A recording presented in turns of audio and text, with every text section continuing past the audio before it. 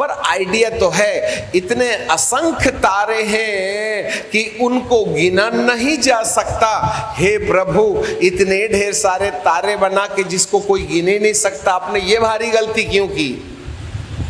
तो प्रभु बोलेंगे, भाईजान, इतने ढेर सारे तारे आकाश गंगा में इसलिए हैं कि वह सूरज और चांद और सितारे को संतुलित करके, सूरज और चांद को इसलिए कि वह पृथ्वी को संतुलित करे, और पृथ्वी को संतुलित करने के लिए उसने वायुमंडल बना करके इन सारे तारों को जब तक वो न कहे तब तक के लिए ड्यूटी दे के रखा है। अपने अपने समय में अपने अपने स्थान पर 1 सेकंड जल्दी भी नहीं चलना, 1 सेकंड देरी भी नहीं चलना, चलते ही रहो, चलते ही रहो, जिससे कि इस पृथ्वी को जीव रहने लायक बनाया जा सके। अब ये गए मंगल ग्रह में जीव ढूंढने, मिले तो बताना। तब तक यीशु मसीह आके बोलेगा, अब तुम तो ढूंढते ही रहो, हम चलते हैं, हम तो एक नई दुनिया बसाने की बात करते हैं। हालेलुया। क्या करें, सरकार का पैसा खत्म करने का भी तो शौक है इसको, इनको इधर उधर ले जाने का। कुछ मिला है कि आज तक? अब कोई धरती को छेद करके ग्रेविटीज फोर्स पता लगाना चाहता है, कोई मंगल ग्रह जा करके वहां पानी ढूंढ रहा है, कोई चंद्रमा में। अरे एक महाशय ने तो अपनी बिटिया की शादी में दामाद बाबू को चंद्रमा में प्लॉट खरीद के दे दिया। अब हमें समझ में नहीं आता ये बिटिया और दामाद बाबू वहां जाके कितना सिलेंडर लेकर हनीमून मनाने जाएंगे, हमें तो ये नहीं समझ में आया। ऐसे ऐसे तो पागल धरती पर पैदा हो गए जिसमें खुदा बाप को भी पैरासीटामॉल की गोली लगती है। हालेलुया। कोई बात नहीं, जिसके पास काम धंधा नहीं अपना दिमाग खराब करता रहे, पर हमारा तो प्रभु के पीछे खोज का विषय है ना। उनको ढूंढने दो मंगल ग्रह में पानी, उनको ढूंढने दो जमीन के अंदर में ग्रेविटीज फोर्स को, अरे उनको गिनने दो आकाश के तारे को। हम तो ये देख रहे हैं कि प्रभु तू आएगा और हमको ऐसा वाला शरीर देगा कि हम ऐसी वाली दुनिया में जाएंगे जहां करोड़ों साल तक मौत का कोई काम नहीं होगा।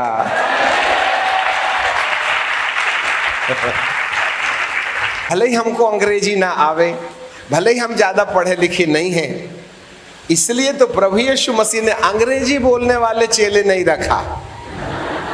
नहीं तो प्रभु को नीचे बिठाल के कहते, गुरुदेव नीचे बैठो, हम तुमको पहले अंग्रेजी सिखाएंगे फिर बात करेंगे। जिनके पास अंगूठा के अलावा और कुछ नहीं था, यही धरती को उथल पुथल कर दिए। ठीक है ना। परमेश्वर को जानने के लिए बहुत पढ़ा लिखा जरूरी नहीं है। अब इसका मतलब ये नहीं कि तुम पढ़ना लिखना छोड़ दो।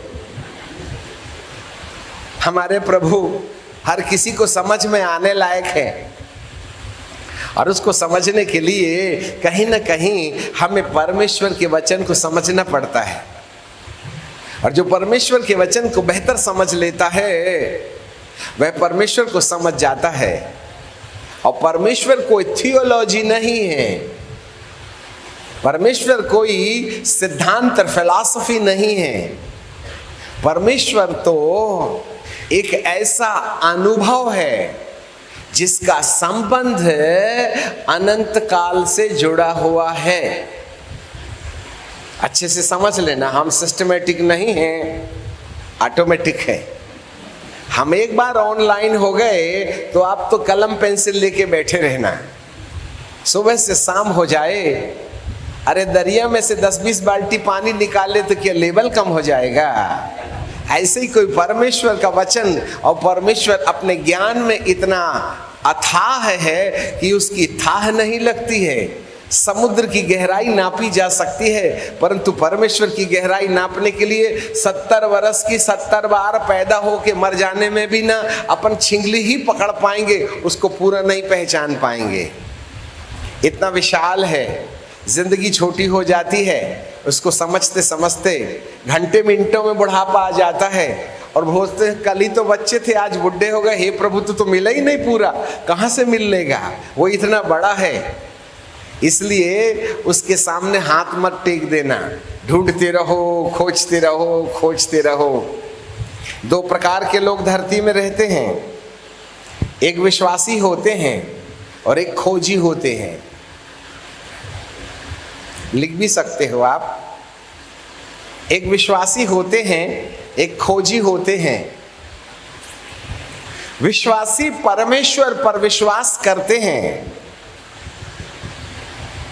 विश्वासी परमेश्वर पर विश्वास करते हैं कि वह शरीर के आवश्यकताओं को पूरा करने के लिए हमारे लिए क्या उपाय कर सकता है। विश्वासी रोटी, कपड़ा, मकान, चंगाई, छुटकारा, टीबी, बीबी मांगता है। विश्वास करो, विश्वास करो।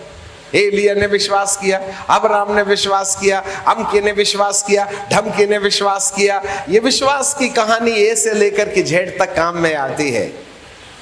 परंतु आपको मालूम होवे, ये विश्वास के द्वारा घटने वाली प्रतिज्ञाओं के आधार पर सारी घटनाएं, हमको परमेश्वर का वचन जिंदा है और परमेश्वर हमारे बीच में उपस्थित है, इसीलिए वचन और प्रतिज्ञा के आधार पर वह भौतिक संसार में चमत्कार करता है। हाँ, हमारी भैंस दूध नहीं देती, दूध देने लगती है। आंख में दिखता नहीं, दिखने लगता है। किडनी खराब थी, ठीक हो जाता है। बुखार भी उतर जाता है ना। दांत का दर्द भी दूर हो जाता है। शादी नहीं होती, हो जाता। बच्चे नहीं होते, हो जाते। अमेरिका का वीजा नहीं मिलता, दुआ करो तो मिल जाता अगले हफ्ते। ठीक है कि नहीं।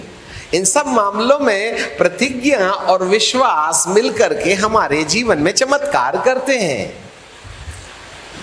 और ये चमत्कार धरती पर केवल 70 वर्ष लागू होता है। इसके बाद जब आत्मा का तार टूट जाता है, चांदी का तार टूट जाता है, जब झांखन हारियां दुबली देखती हैं, जब सुनने हारे कान बंधे पड़ जाते हैं, तब कितने ही दुआ करो, बुढ़े 90 साल के लिए बहरा वो सुनता ही नहीं। अब जब